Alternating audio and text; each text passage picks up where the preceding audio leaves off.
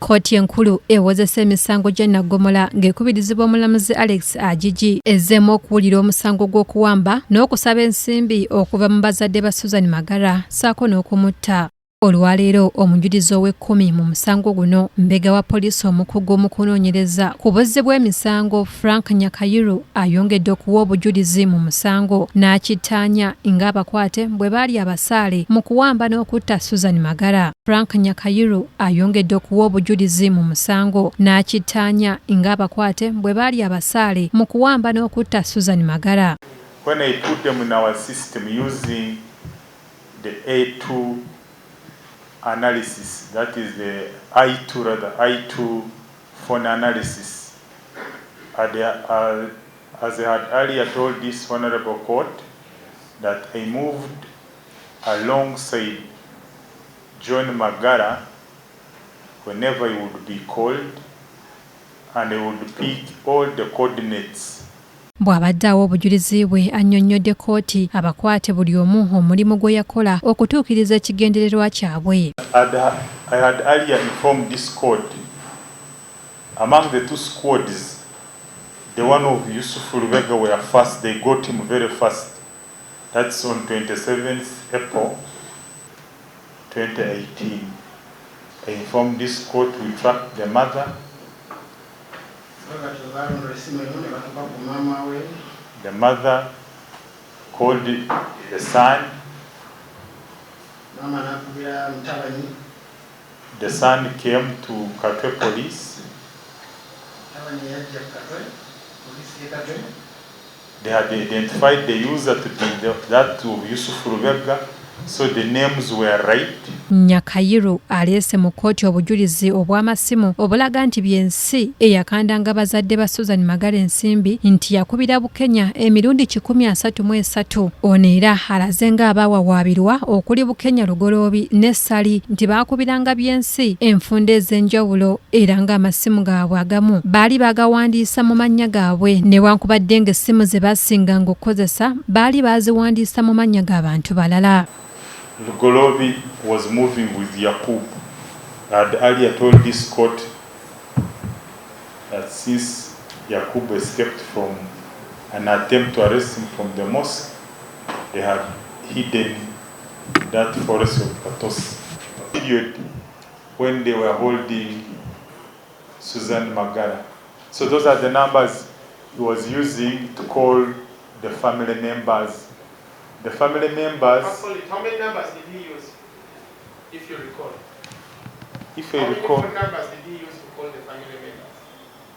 He could have used more than 9, but others, we realized that whenever he would be moving, like when he ordered John Magara to take the route of Masaka Road, he would send rakers, that is the Yusuf Lubega, the Keolia Bobakari, the Isma Bukenya.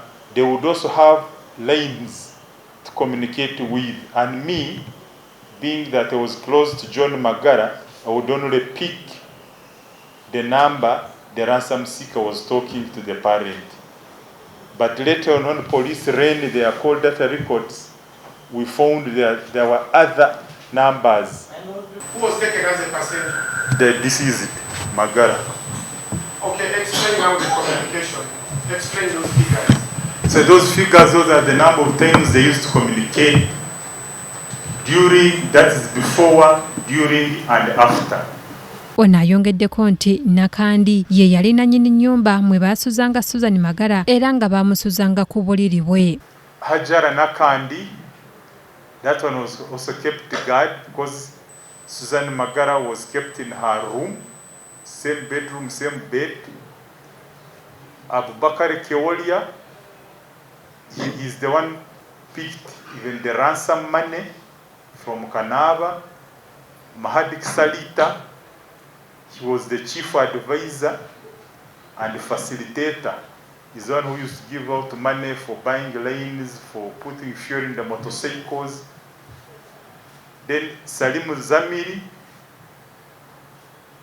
he received the money, of course, with the rest, but like he was the decider, we use it for this, we use it for this. Then Yusuf Lubega, that one participated in all activities from surveillance, kidnapping, going for ransom money, and dumping the body. He was the driver. Yusufu was the driver, Lubega. Abulide was the co-driver. Abubakari Cheolia was behind the driver.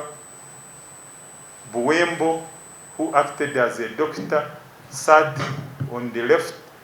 Then the body of Suzan, they put it in the middle. That's in Hajara Nakandi's car. So they took her as like a passenger.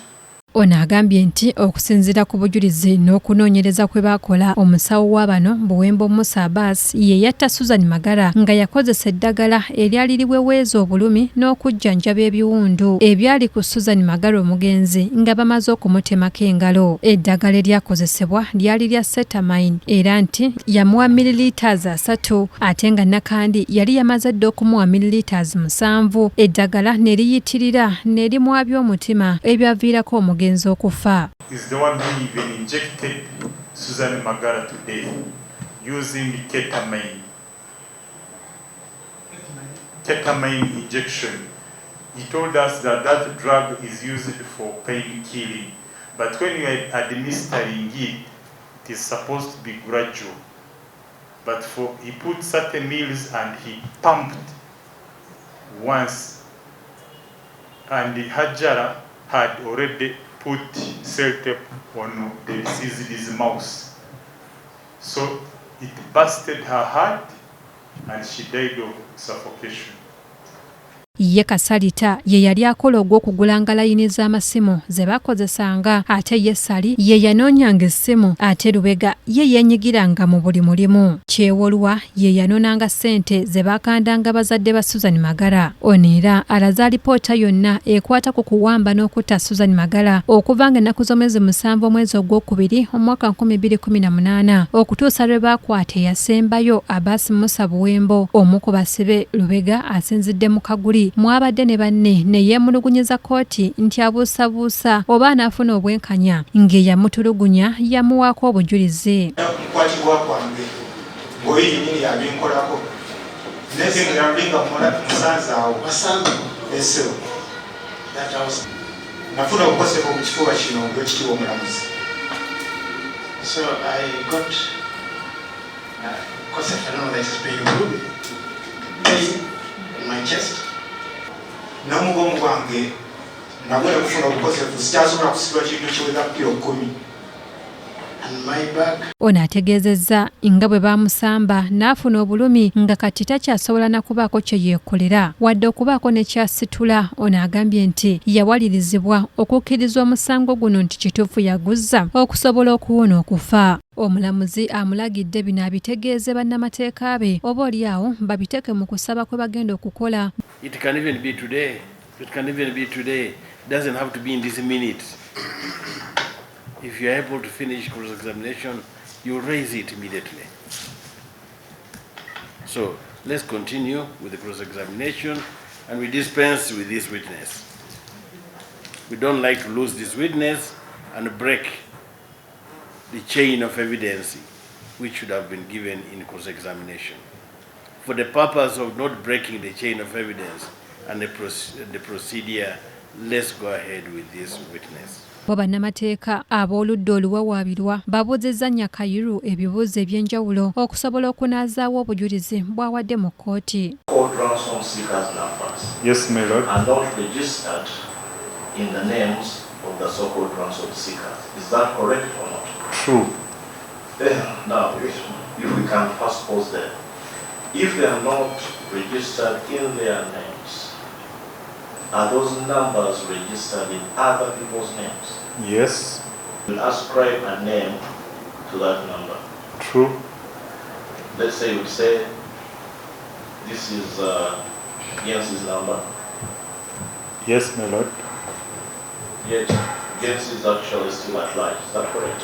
He's at large, but he was given that number by a senior police officer I understand that is not in dispute. who interacted with the informer who identifies the voice of that ransom seeker. We shall get there.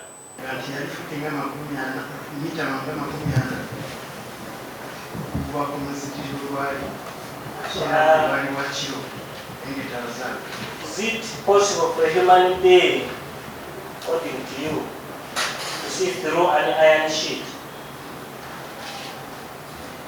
I have explained to you that the whole thing was not fenced. Is it true?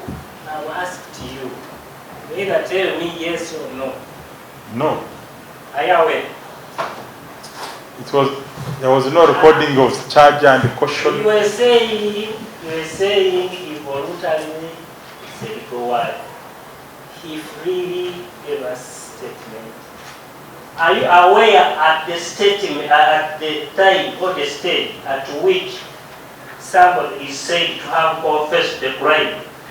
Interacting with a suspect, it has no take. Ono ayongedde okukikkaatiriza nga bwe yatambulanga ne taata wa Suzan Magara okusobola okuwuliriza eyali amukanda ensimbi eyali ayogera olunyolo ye lwe yali ategeera obulungi ennyo. In all kidnap, surveillance, ransom taking and eventual murder of Suzan Magara. And they did it with the following. I explained to this court earlier. Did it have anything to do with confession? It led us to arrest the real. Abawawaabirwa mu musango guno bali 9 okuli Lubega Yusuf, Waswa Hussein, Salimu Zamiro, Kyewolwa Abubeka, Kasalita Mahad, Kato Hassan Miro, Bukenya Ismail, Bovombo Musa Abbas ne Hajara Nakandi.